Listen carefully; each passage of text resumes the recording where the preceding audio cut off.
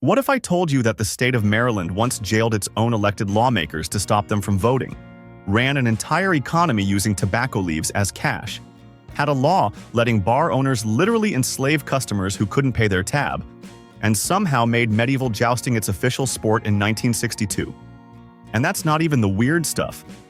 Maryland is 71 levels of absolutely unhinged, and every single thing you're about to hear is 100% real history that they definitely did not teach you in school. Stay locked in, because this list goes places nobody is ready for. And hey, if the first 10 seconds already broke your brain a little, smash that hype button right now and let's blow this up together, because your friends need to see this and they don't even know it yet. 1. Thomas King Carroll thought being governor of Maryland was going to be a smooth ride, but he was absolutely wrong about that. His own party looked at him after just 1 year in office, sat down together in 1830, and collectively decided they could not stand the man anymore. They voted him out midterm, which is something that almost never happens in American politics. His own teammates fired him. Maryland basically invented the political cell phone before it was even a concept. 2. Maryland was a slave state during the Civil War, but it never actually left the Union, and the reason why is genuinely insane. Abraham Lincoln was so terrified that Maryland would vote to secede and completely surround Washington, D.C., that he suspended habeas corpus and had the state's own legislators physically arrested and thrown in jail before they could even cast their votes. Lincoln did not ask nicely. He did not negotiate. He just locked the men up and called it a day. 3. Maryland's border with Pennsylvania looked simple enough on paper, but it started an actual war before anyone could agree where the line was. In 1736, a conflict called Cresap's War broke out between armed settlers from both sides who were genuinely shooting at each other over a map dispute. The fighting was real, the anger was real, and the embarrassing part is that it still took 26 more years after the shooting stopped to actually fix the boundary properly. A line on a map caused years of bloodshed. 4. A Maryland man named Mordecai Gist walked outside in 1772 holding an umbrella, and his neighbors completely lost their minds over it. Umbrellas were so foreign to Americans at the time that people in his community thought he was bizarre, eccentric, and frankly embarrassing to be around. They mocked him so openly that newspapers actually published pieces making fun of the man for carrying one. The first umbrella in America showed up in Maryland, and Maryland responded by publicly roasting the guy who had it. 5. Baltimore caught fire in 1904, and nobody could stop it for 30 straight hours because of one spectacularly stupid problem. Firefighters rushed in from cities across the entire region to help, but when they connected their hoses to Baltimore's fire hydrants, nothing worked because the fittings were completely different sizes. Every outside crew stood there helpless while over 1,500 buildings burned to the ground. An entire American city was destroyed, not because there were no firefighters available, but because nobody had standardized the hose connections. 6. Maryland lawmakers once decided it was illegal to curse on a boat and then completely forgot they had done it. The law sat on the books for over 100 years, quietly waiting for someone to notice it still existed and was still technically enforceable. No one repealed it. No one challenged it. It just lived there doing nothing while generations of Maryland fishermen and sailors said whatever they wanted on the water anyway. The state criminalized boat profanity and then immediately forgot about it for a century.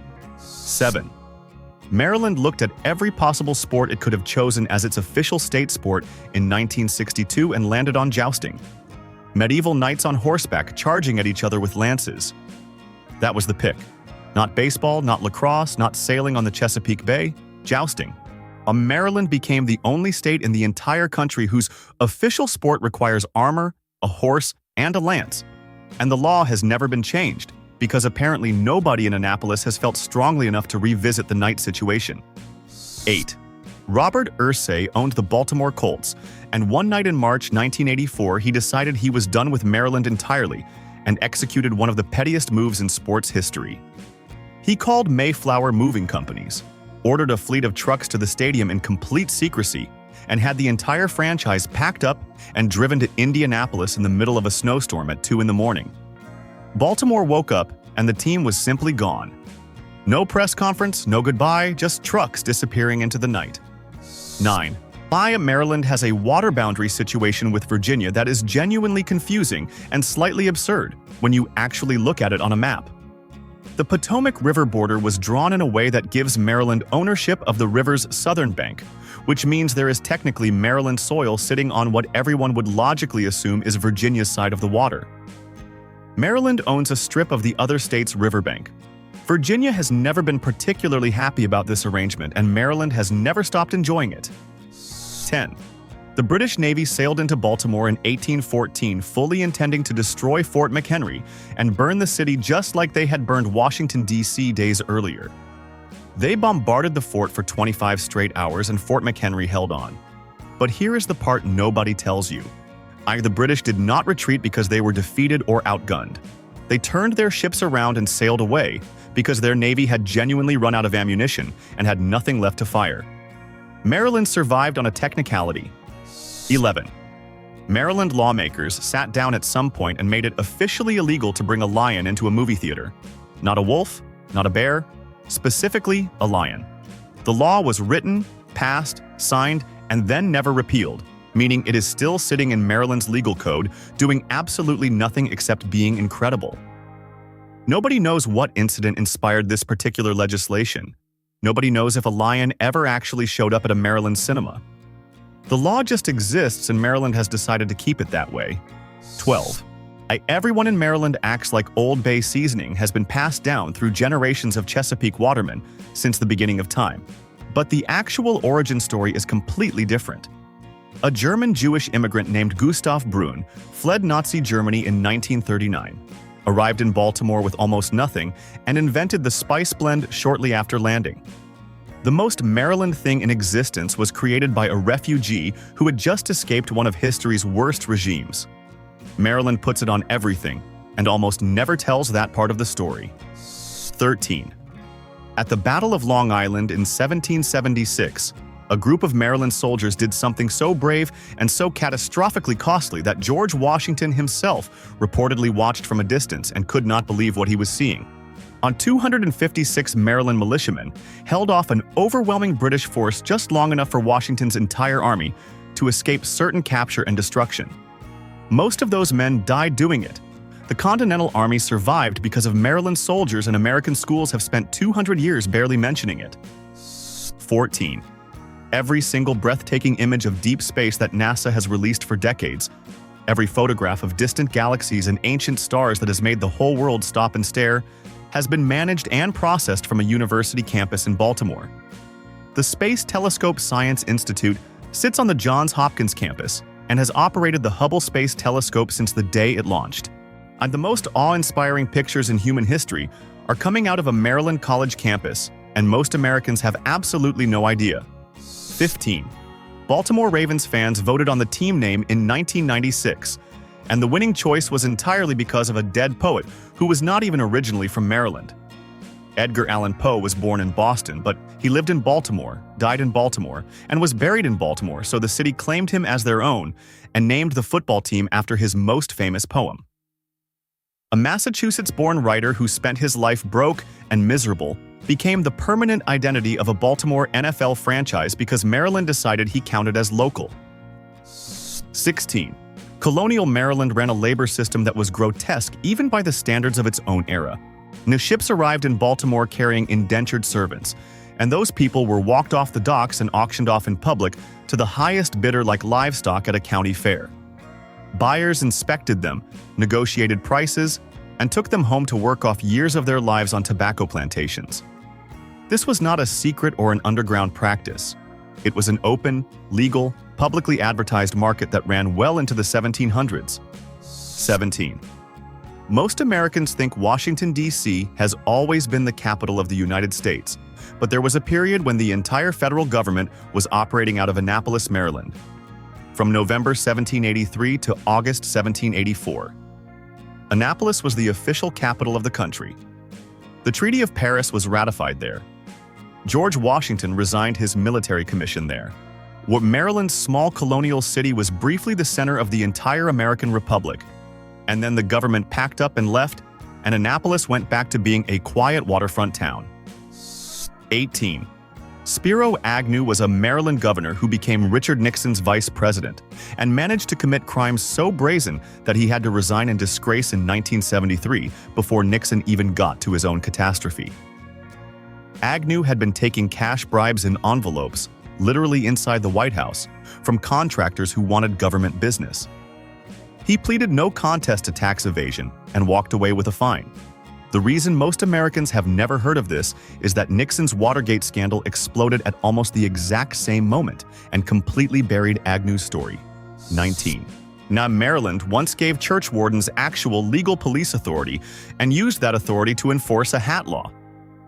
Any man who walked into a Baltimore church without removing his hat was subject to a fine, and the person empowered to collect that fine and detain the offender was the church warden, who now had the legal standing of a law enforcement officer for this specific purpose. Maryland combined religion, fashion, and policing into one bizarre system, and then handed the enforcement power to the guy who hands out the bulletins. 20. Maryland is famous worldwide for Chesapeake Bay blue crabs, and every crab shack and seafood restaurant in the state sells them by the bushel, like they are pulling them fresh from the bay every morning. The reality is that the blue crab population in the Chesapeake has collapsed so severely that Maryland now imports the majority of its crabs from the Gulf of Mexico and Venezuela to keep up with demand. Maryland is selling you a Maryland crab experience that is being quietly outsourced to other countries, and nobody puts that on the menu. 21. Francis Scott Key wrote the Star-Spangled Banner during the bombardment of Fort McHenry in 1814. And every American schoolchild is taught the image of him, standing somewhere patriotic watching the flag wave through the smoke. The actual situation was considerably less heroic. Key was being held on a British warship as a detainee when he watched the battle happen from the enemy's deck.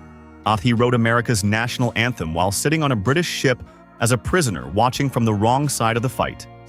22. Pluto had a rough enough time getting discovered, and then an even rougher time staying a planet. But Maryland managed to show up on both ends of that story. A Maryland-based astronomer helped develop the mathematical predictions that led to Pluto's discovery in the first place. Then, 76 years later, scientists from Johns Hopkins University in Baltimore helped lead the scientific campaign to strip Pluto of its planetary status entirely. Maryland helped find Pluto, and then Maryland helped fire Pluto. The state has a complicated relationship with that small frozen rock. 23. The Baltimore Orioles of the 1890s were not just a good baseball team. They were a systematically cheating baseball team that was so creative and so relentless in their rule bending that they literally invented a phrase still used in sports today. The term inside baseball was coined specifically to describe their tactics of tripping runners, hiding extra baseballs in the outfield grass, and bribing umpires so casually it became routine. The most Maryland legacy in baseball history is that Baltimore invented cheating so efficiently it became its own vocabulary word. 24. Bethlehem Steel's Sparrows Point facility just outside Baltimore was once the largest steel mill on the entire planet. At its peak, it employed 35,000 workers, produced steel for bridges and skyscrapers across America, and was an industrial landmark so enormous it essentially had its own zip code. The plant is gone now. Cite every furnace, every beam, every piece of infrastructure that made it the biggest steel operation on Earth has been replaced. The site is now an Amazon warehouse where robots sort packages where steelworkers once built the country. 25. Maryland made a genuinely generous contribution to the creation of Washington, D.C. in 1791 by donating a large chunk of its own territory to form the new federal capital. Virginia also donated land on its side. Then, in 1847, the federal government handed Virginia's portion back to Virginia because it turned out they did not need that much space. Maryland's portion was never returned. Maryland permanently gave away its own land to build a capital city for everyone and received absolutely nothing back while Virginia quietly got its territory returned like a library book. 26. The Maryland House of Delegates was conducting what was supposed to be a routine legislative session in 1877 when the debate over railroad regulation became so heated that elected officials stopped using words entirely. Multiple delegates threw actual punches on the floor of the State House. One delegate was knocked unconscious during the brawl. These were sitting lawmakers, elected by Maryland citizens, in the middle of an official government session, and they resolved their policy disagreement by physically fighting each other until someone went down. Railroad regulation was apparently worth bleeding over. 27. Maryland lawmakers decided at some point that margarine was a threat serious enough to require government intervention and passed a law banning it entirely to protect the state's dairy industry from competition. The specific detail that makes this law extraordinary is that it was not just a ban on selling margarine. The law made it illegal to color margarine yellow so that it resembled butter, because the dairy lobby considered yellow margarine a form of consumer deception so dangerous it needed to be criminalized. Maryland protected butter with the full force of its legal system. 28.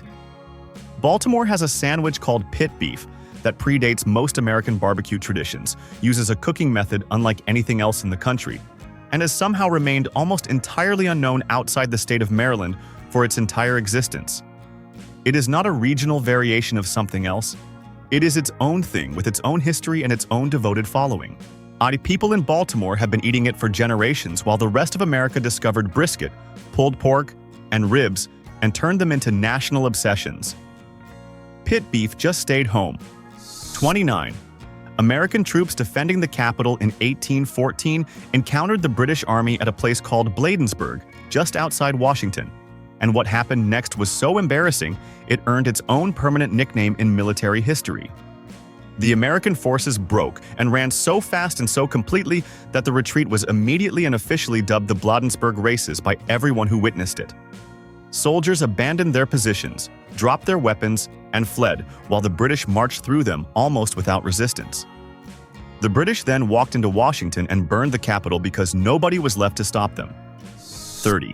Why John Glenn orbited the Earth in 1962 and became one of the most celebrated Americans of the 20th century.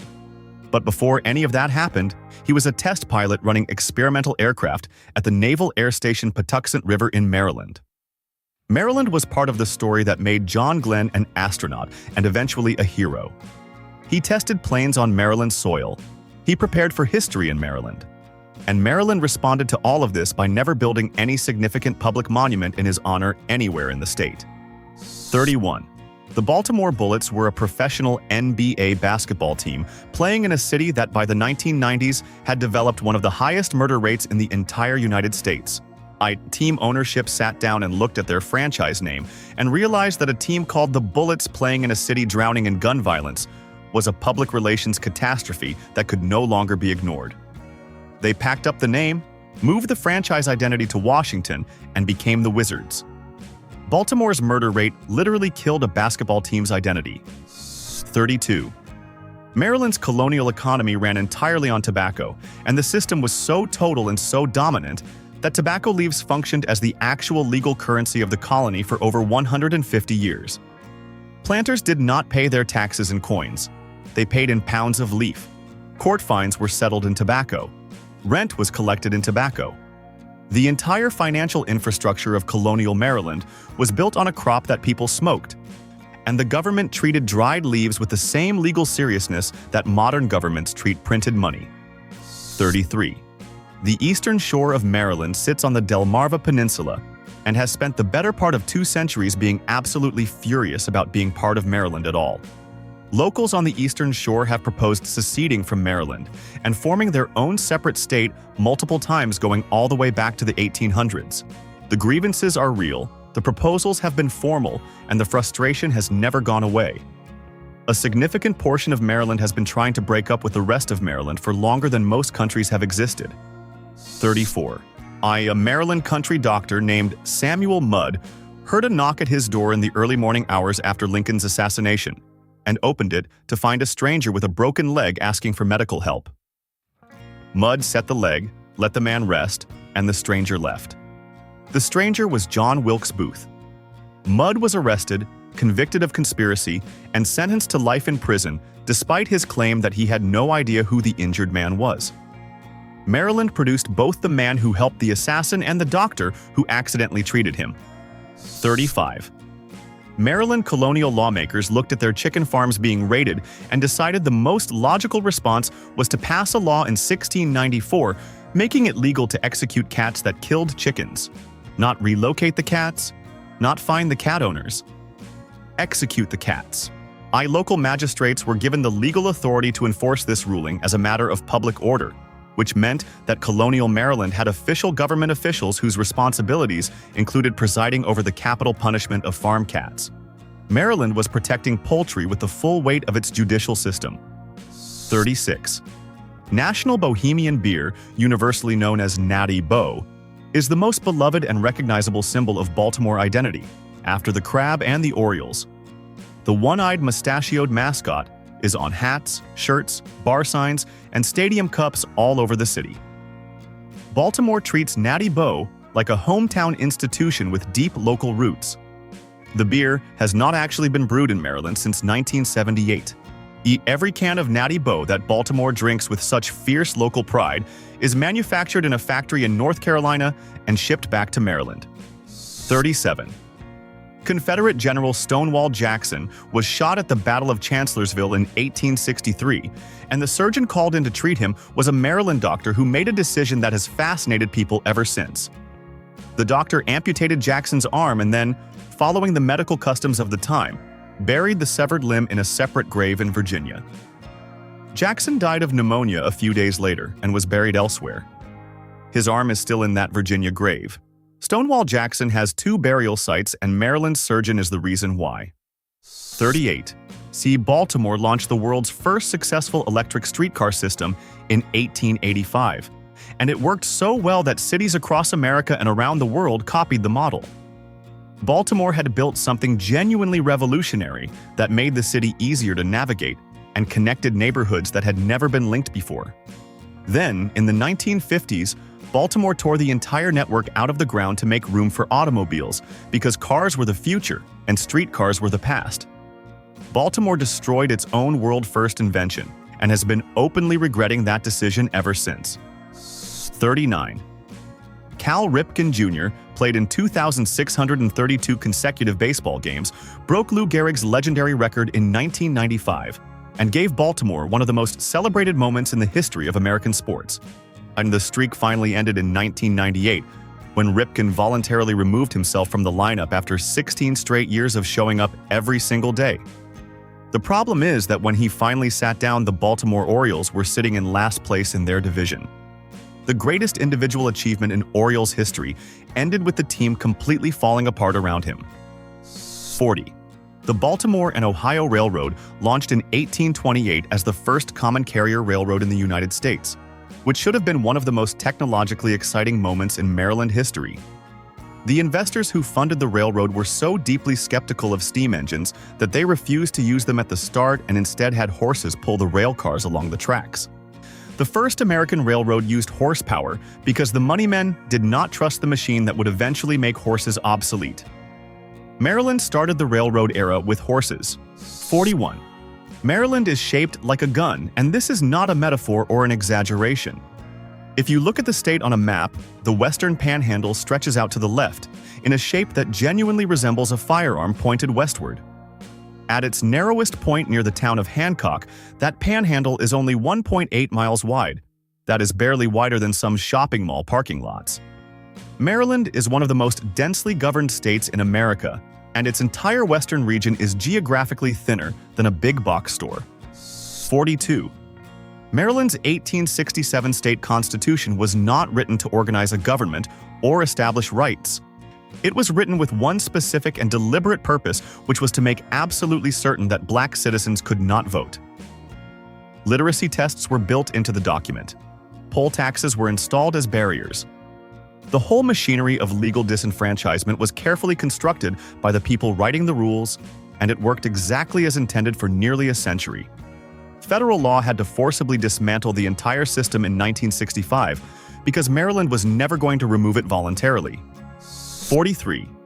Maryland had a colonial-era law making it a criminal offense to deny the Holy Trinity, and that law was never repealed, never challenged successfully, and never removed from the books until 1970. In 1851, a Maryland man was actually prosecuted under it, convicted, and punished for publicly denying the Trinity in a state that considered theological disagreement a matter for the courts.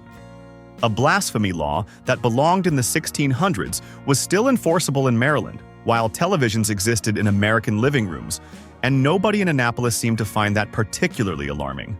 44. Maryland legislators gathered in 1998 and voted to make milk the official state drink of Maryland. Not crab soup, not the Chesapeake Bay's famous oyster stout, not any of the locally brewed beers that Baltimore has produced for centuries. Milk. The state that built its entire cultural identity around blue crabs, Old Bay seasoning, pit beef sandwiches, and waterfront seafood shacks looked at all of that and decided its official beverage would be milk because the dairy lobby needed a win. Maryland chose the most aggressively bland option available and made it law. 45. The Union Army needed black soldiers during the Civil War, and Maryland officers started quietly recruiting them before Abraham Lincoln had officially authorized the practice or made it legal policy. Officers were court-martialed for doing it because the recruitment was technically unauthorized and a violation of military protocol at the time. Then Lincoln issued the Emancipation Proclamation, black enlistment became official federal policy, and the same officers who had been punished for early recruitment were quietly pardoned and allowed to continue. Maryland soldiers broke the rules first, and the government caught up later. 46.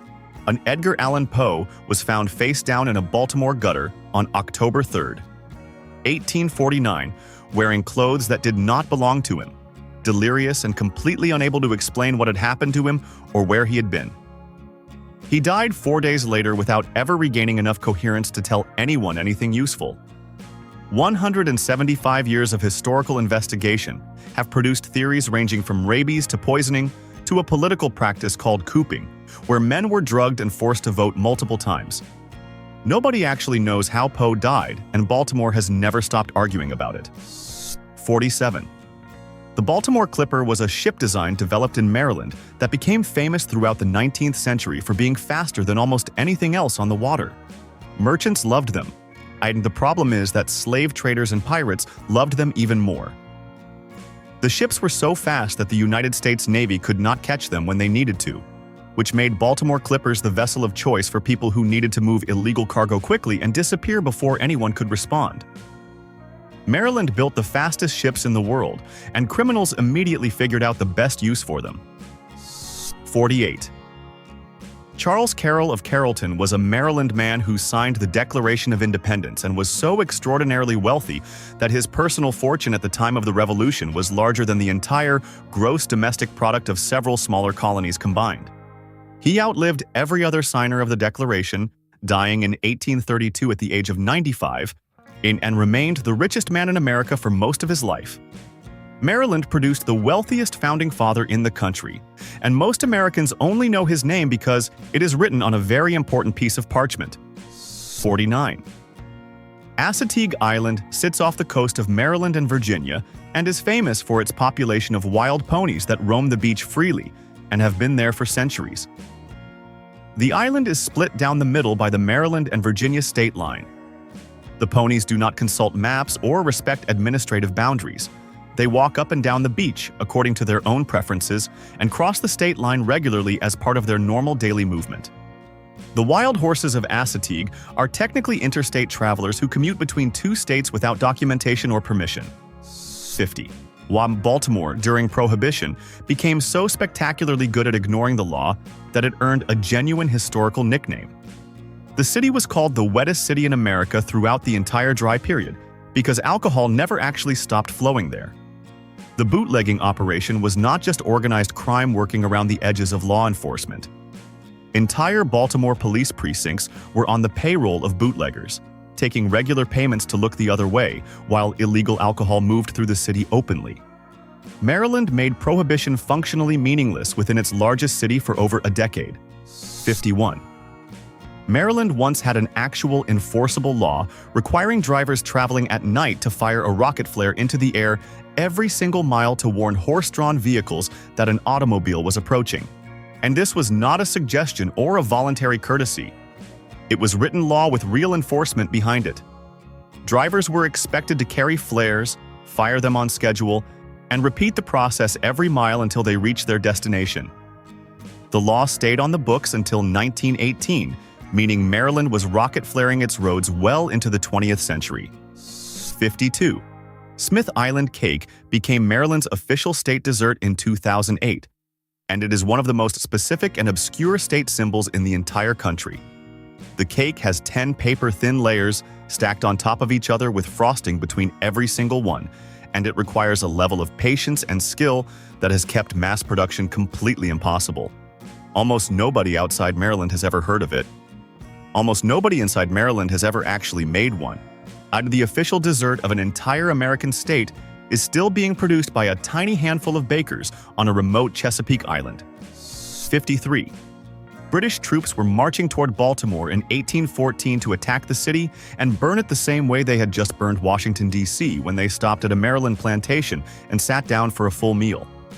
The plantation owner was a Federalist who opposed the war his own country was fighting, and he welcomed the enemy soldiers into his home, set a table, and fed them generously before they continued their march toward Baltimore. A Maryland landowner hosted and fed the army that was on its way to destroy a Maryland city because he disagreed with American foreign policy. 54.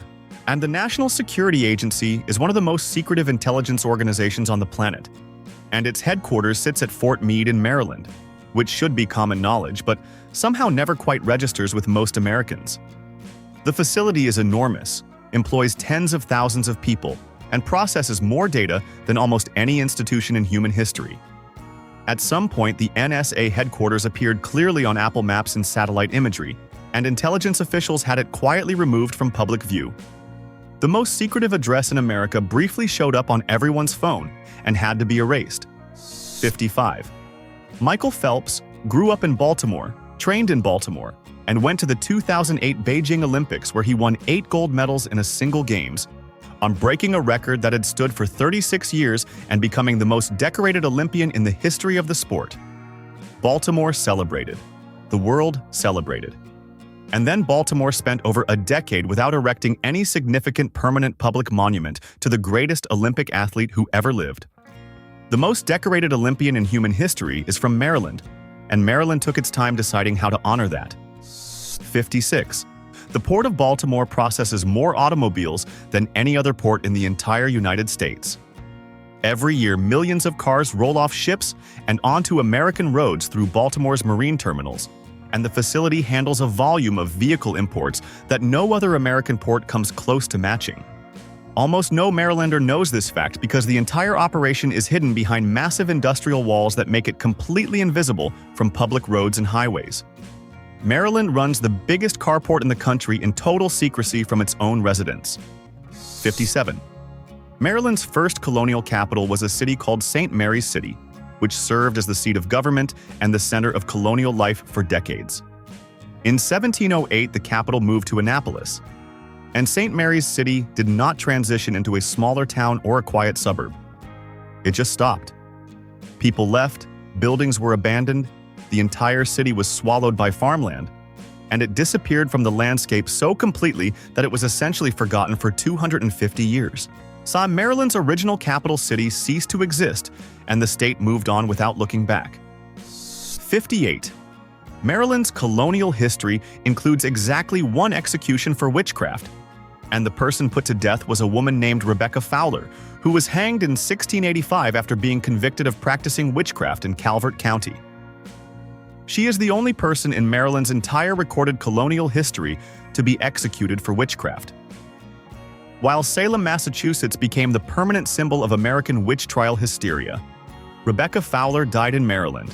Her story was largely forgotten, and almost no one outside of colonial history circles has ever heard her name despite her being Maryland's only witchcraft execution victim. 59. Maryland lawmakers decided that certain historic buildings in an Annapolis district needed to maintain a specific colonial-era appearance, and passed laws requiring new construction to follow strict color palette rules based on what buildings looked like in the 1700s. City inspectors were given the actual authority to fine property owners who painted their buildings the wrong color. Maryland created a government position whose job description included telling private citizens what colors they were legally permitted to use on their own property in order to keep a neighborhood looking appropriately old. 60. Maryland chose the Baltimore checker spot butterfly as its official state insect, which sounds like a charming and appropriate piece of state symbolism. until you look at where the Baltimore checkerspot butterfly actually lives today. The species has become so endangered within Maryland's own borders that it is now significantly easier to find one in Wisconsin than anywhere in the state that named it as an official symbol. Maryland honored a butterfly by making it the state insect, and then proceeded to make the environment so inhospitable for that butterfly that it essentially left Maryland entirely. 61. The Civil War produced one of the most bizarre military coincidences in American history, and it happened in Maryland's backyard. Both the Union Army and the Confederate Army independently formed regiments called the 1st Maryland Infantry at the same time. Two units from the same state, wearing different uniforms, fighting for opposite sides with identical names. They did not just exist simultaneously in the abstract. The two 1st Maryland Infantry regiments were sent to the same battlefield at Front Royal in 1862 and faced each other directly across the fighting line. 62. ENIAC is widely recognized as the world's first programmable electronic computer, and it changed the course of human history by proving that machines could process complex calculations automatically. Engineers who contributed to its foundational design later went on to work at Johns Hopkins Applied Physics Laboratory in Maryland, by bringing that computational expertise directly into the state's research infrastructure.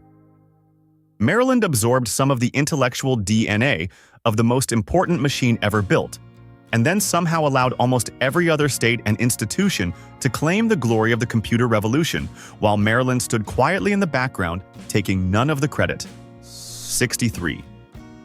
The very first football game between Maryland and Georgetown in 1892 started as a normal athletic competition between two rival schools and deteriorated so completely that it never actually finished. Players from both sides ended up in a full brawl on the field. The game was abandoned mid-play, with no official score recorded and no winner declared.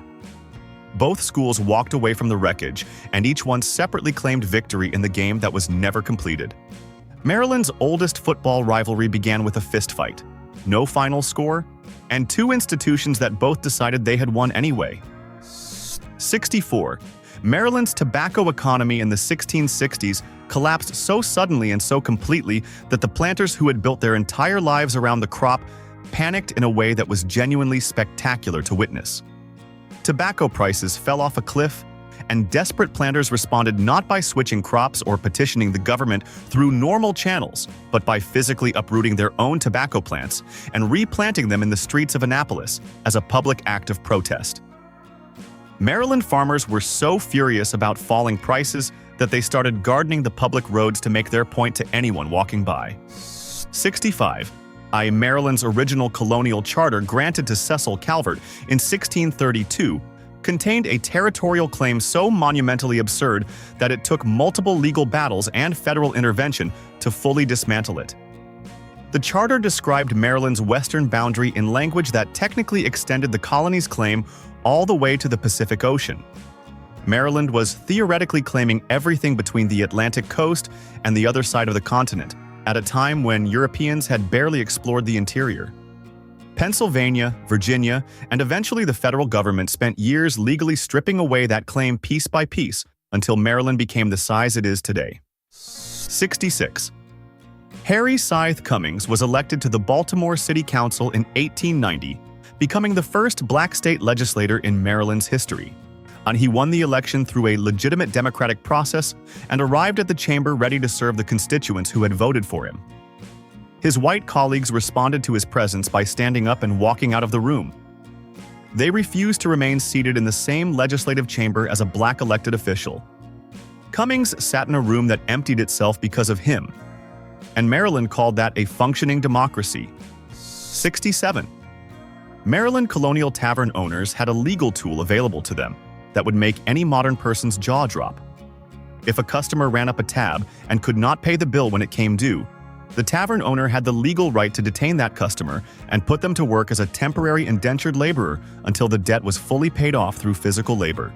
Maryland essentially allowed bar owners to enslave their customers for unpaid drinks. You could walk into a Maryland tavern, run out of money, and legally walk out as someone's temporary property. 68. Maryland declared the calico cat its official state cat in 2001, And the reasoning behind the choice is either charming or completely ridiculous depending on how seriously you take state symbols. The calico was chosen specifically because its coat pattern of orange, black, and white directly mirrors the colors of the Maryland state flag. Maryland picked its official cat based entirely on whether the animal's fur matched the flag. The state conducted what amounts to a color-coordinated casting call for official feline representation and selected the cat that was dressed appropriately for the job. 69. The only land battle of the War of 1812 fought entirely within Maryland's borders took place at North Point in September 1814, where Maryland militia soldiers engaged British troops who were marching toward Baltimore for a second assault on the city. The militia slowed the British advance significantly, and the delay contributed to Baltimore's successful defense. It was a meaningful engagement in a consequential war fought entirely on Maryland soil by Maryland soldiers protecting a Maryland city. American history classes have spent 2 centuries teaching almost nothing about it, and most Marylanders have never heard of North Point. 70. Frederick Douglass was enslaved in Maryland, and in 1838 he executed one of the most audacious escapes in the entire history of American slavery. Then he borrowed identification papers belonging to a free black sailor, walked to a train station, boarded a northbound train, and rode out of Maryland before anyone realized he was gone.